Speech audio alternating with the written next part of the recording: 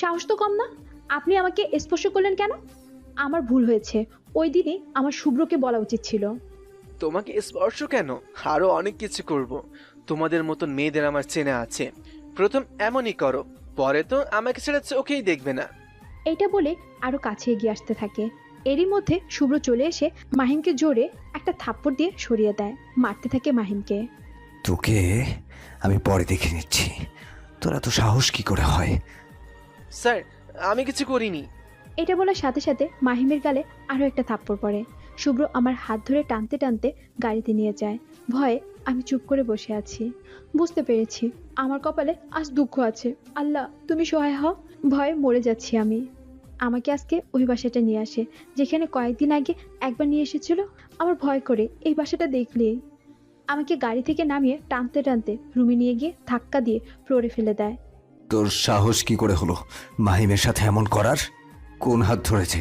সেই হাতটা ইচ্ছে করছে ভেঙে দেই। আমি চুপ করে কান্না করছি, কিছুই বলছি না। তোর চরিত্রে দোষ আছে এটা আমি জানতাম না। খুব ভালো ভেবেছিলাম। আর ছাড় দেওয়া যাবে না, বিয়ের জন্য তৈরি হয়ে নে।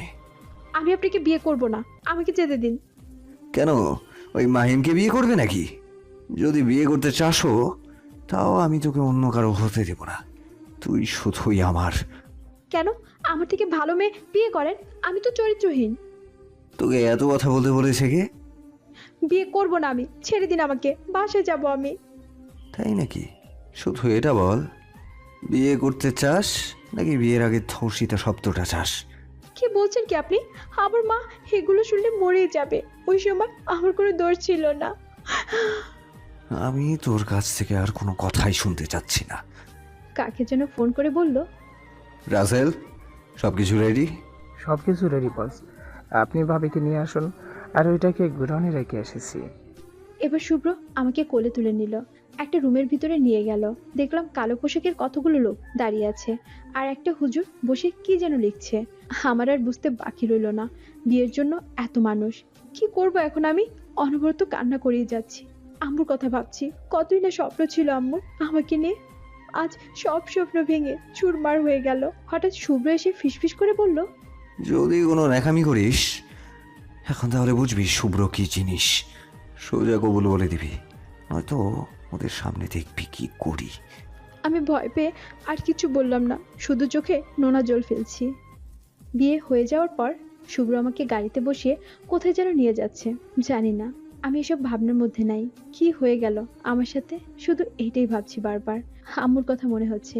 হঠাৎ দেখলাম আমাদের বাসার সামনে শুভ্র গাড়িটা থামালো। যাও ভেতরে, যখন যা লাগবে আমাকে কল দিবে, আর আমি কল দিলেও সাথে সাথে রিসিভ করবে। আমি কিছু না বলে বাসায় চলে আসলাম। আমি বাসায় ঢোকার সাথে সাথে আম্মু এসে জিজ্ঞাসা করলো, কি রে, তোকে এমন দেখাচ্ছে কেন? তুই কি কান্না করেছিস? না আম্মু, কিছু হয়নি, আমি ঠিক আছি। আমার মেয়েটা অনেক বড় হয়ে গেছে, আমার কাছ থেকে এখন সব কিছু লুকাতে চায়। না আম্মু, তেমন কিছু না। বুঝলাম, কালকেও এমন মুখ করেছিলি, জিজ্ঞাসা করলে কিছুই বলিস না। আমি ঠিক আছি, তুমি টেনশন করো না। আচ্ছা, তুই ভালো থাকলেই ভালো। আমি চাই তুই সব সময় ভালো থাকিস। যা, ফ্রেশ হয়ে নে, আমি খাবার নিয়ে আসছি। ঠিক আছে।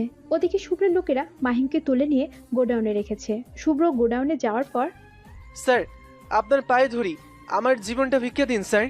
আমার ভুল হয়ে গেছে। আমি আর জীবনে কখনো এমন কাজ করব না স্যার। তোর সাহস অনেক। তুই অফিসে সবার কাছে অহনার নামে বাজে কথা বলেছিস, আবার অহনার দিকে খারাপ নজরে তাকিয়েছিস।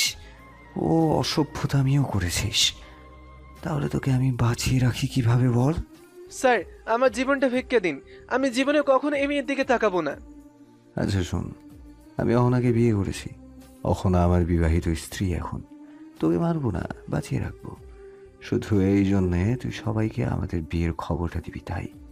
রাজেল, হাত পা ভেঙে দে, যেন বাকিটা জীবন আফসোস করে আজকে জীবন ভিক্ষা চাইলো কেন। মৃত্যু চাইলেই ভালো হতো। আর যাওয়ার আগে আবারও বলে যাই মাহিম, তোর দায়িত্ব হচ্ছে অফিসের সবাইকে বলা যে অহনা আমার বিবাহিত স্ত্রী। আর যারা যারা অফিসে আসবে না তাদের বাসায় গিয়ে বলে আসবি কালকেই, নয়তো জানে মেরে ফেলবো। এই বলে চলে আসলো শুভ্র রাতের বেলায়। অহনা ঘুমের মধ্যে খেয়াল করলো কেউ তার ঠোঁট জোড়া দখল করে আষ্টে পিষ্টে জড়িয়ে আছে। আমার নিঃশ্বাস নিতে কষ্ট হচ্ছে। কোনো মতে নিজেকে ছাড়িয়ে দেখলাম হনুমানটা। আমি তো অবাক হয়ে গেছি। এই, আপনি আসলেন কি করে? নির্লজ্জ ব্যাহা, লজ্জা করে না মাঝরাতে একটা মেয়ের ঘরে ঢুকে এমন অসভ্যতামি করতে? আমি আমার বউয়ের কাছে এসেছি, লজ্জা কি আছে? হ্যাঁ, আর একদম আমাকে নির্লজ্জ বলবে না। নির্লজ্জ কি নির্লজ্জ বলবো না তো কি বলবো শুনি? আর একবার বলে দেখো কি করি। চলো এখান থেকে, নিয়ে যাব তোমাকে। আমি আপনার সাথে কোথাও যাব না, বের হন এখান থেকে। আসছে, বের হন এখান থেকে। বিয়ে করে প্রথমবার শ্বশুর বাড়ি আসলাম, কোথায় একটু আদর আপ্যায়ন করবা, তা না, বের হন। আচ্ছা দাঁড়াও, শাশুড়ি আম্মাকে ডাকি, তাহলে আমার যত্নটা ভালো হবে। শাশুড়ি আমা। বাকিটুকু আর বলতে পারিনি, তার আগে মুখ চেপে ধরলো। মুখ চেপে ধরাতে আমার হাতে আস্তে করে কামড় বসিয়ে দিল। এটা কি করলে? বেশ করেছি, এখন আসো, নয়তো সত্যি ডাকবো। কি আর করব, আস্তে আস্তে চোরের মতো গুন্ডাটার সাথে বের হলাম। গাড়ি চালিয়ে কোথায় যেন নিয়ে যাচ্ছে। জিজ্ঞাসা করলাম কয়েকবার, কিন্তু উত্তর পেলাম না। আবার ওই বাসাতে নিয়ে আসলো। ওই বাসাটা দেখলেই ভয় লাগে। আচ্ছা, আমরা এখানে আসলাম কেন? সব কিছু কৈফিয়ত কি তোমাকে দিতে হবে? মুখ দিয়ে ভালো কথা বের হয় না? সব সময় এমনভাবে কথা বলেন কেন? সব সময় এমনভাবে কথা বলবে? হুঁ। মনে মনে বকতে থাকলাম, কিন্তু ভিতরে গিয়ে দেখি রুমটা খুব সুন্দর করে সাজানো। দেখতে খুব ভালো লাগলো। আমি রুমের ভিতরে গিয়ে রুমটা দেখতে লাগলাম। রজনীগন্ধার সুবাস ছড়াচ্ছে পুরো রুমে। গোলাপ গাছটা রজনীগন্ধা দিয়ে খুব সুন্দর করে সাজানো হয়। মেঝেতে অনেকগুলো রেড কালারের বেলুন ছড়ানো। মেঝেতে ফুল দিয়ে লেখা, আই লাভ ইউ অহনা, তুমি শুধু আমার। একটা টেবিলের উপর রেড কালারের শাড়ি রাখা, সাথে ম্যাচিং জুয়েলারি আছে।